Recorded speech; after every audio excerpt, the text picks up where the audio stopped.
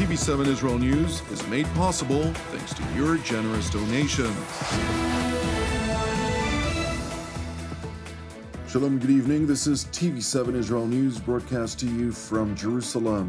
And in today's top stories, Israeli President Isaac Herzog travels to Belgium ahead of his keynote address to the European Parliament on the eve of the International Holocaust Remembrance Day tomorrow.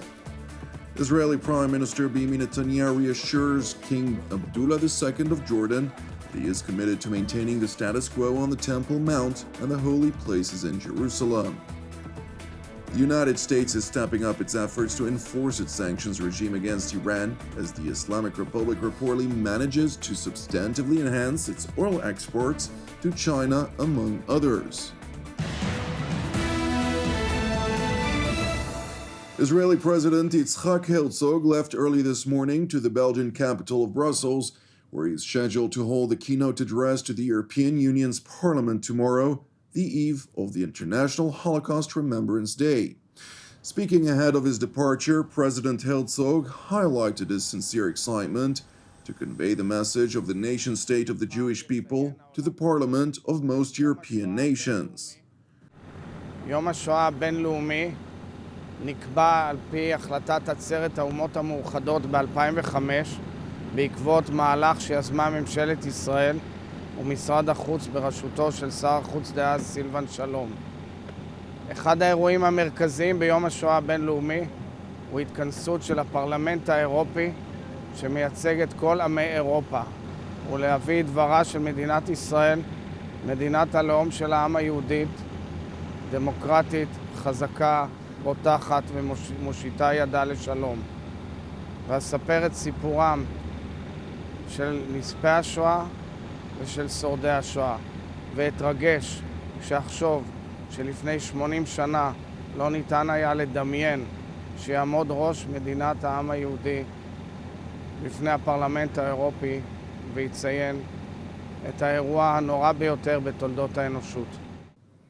During his trip to Belgium, the Israeli head of state is scheduled to meet with the Belgian monarch, King Philippe, President of the European Commission, Ursula von der Leyen, and representatives of the Jewish community in Brussels. Moreover, President Herzog will also meet with NATO Secretary General Jens Stoltenberg. אפגש עם ראשי מוסדות האיחוד האירופי, עם ממשלת בלגיה, הקהילה היהודית בבלגיה, ותהיה לי פגישה מיוחדת במוסדות נאט"ו. בכל המקומות הללו אעלה כמובן את האתגר העצום שניצב בפנינו, בפני המזרח התיכון כולו, בדמות איראן הדוהרת לנשק גרעיני ומפעילה טרור בכל רחבי המזרח התיכון ומספקת נשק הפועל כנגד העם האוקראיני, וכמו כן אעלה את נושא השבויים והנעדרים בנינו שאנחנו תובעים שישוחררו לאלתר מידי החמאס ויוחזרו לישראל. Turning to the West Bank districts of Judea, Samaria, and the Jordan Valley, where as part of Operation Wavebreaker, IDF, ISA or Shin Bet, and Border Police Special Operations units conducted counter-terrorism activity overnight, during the course of which 11 suspected terror operatives were apprehended. Separately this morning, an armed Palestinian assailant attempted to carry out a stabbing attack on Route 55 adjacent to the Israeli town of Kedumim. The assailant, who arrived with a vehicle at an IDF post, disembarked from his car and attempted to stab an IDF soldier. The troops responded with live fire, neutralizing the attacker at the scene. And while the terrorist sustained severe wounds, no injuries were reported to the Israeli troops. Separately in Jerusalem, a large force of IDF and border police troops entered the neighborhood of Shafat in the eastern part of the city early this morning to carry out a court order to demolish the residence of Uday Tamimi, a terrorist who on October 8th of last year carried out a deadly shooting attack at the Shafat border crossing, killing one IDF soldier and severely injuring an Israeli security guard. While in the process of preparing for the intended demolition, Israeli troops opened fire toward a masked man who was seen aiming a weapon in the direction of the border police forces. As a result, the suspect sustained critical wounds and received treatment by medical units in the field.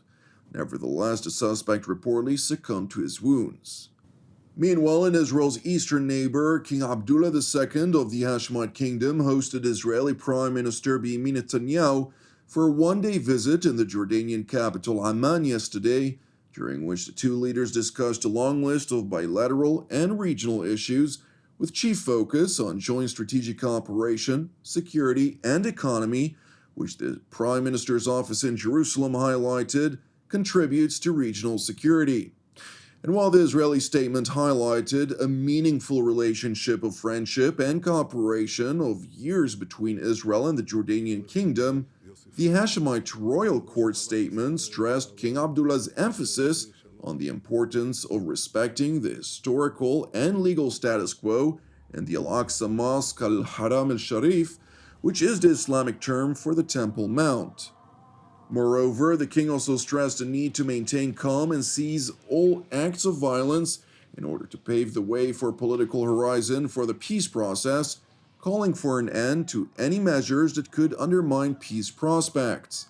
It is important to know that Jordan is reportedly worried about a possible escalation in hostilities in the West Bank territories and Jerusalem ahead of the Muslim month of Ramadan, which begins in another 2 months.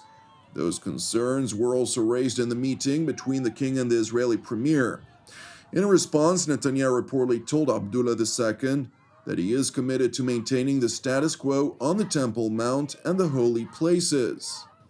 Meanwhile, earlier today, Prime Minister Benjamin Netanyahu, accompanied by Defense Minister Yoav Gallant and IDF Chief of General Staff Lieutenant General Herzi Halevi, among others, visited the Israeli Air Force Command and Control Center, overseeing the joint IDF and U.S. Central Command exercise dubbed Juniper Oak 23.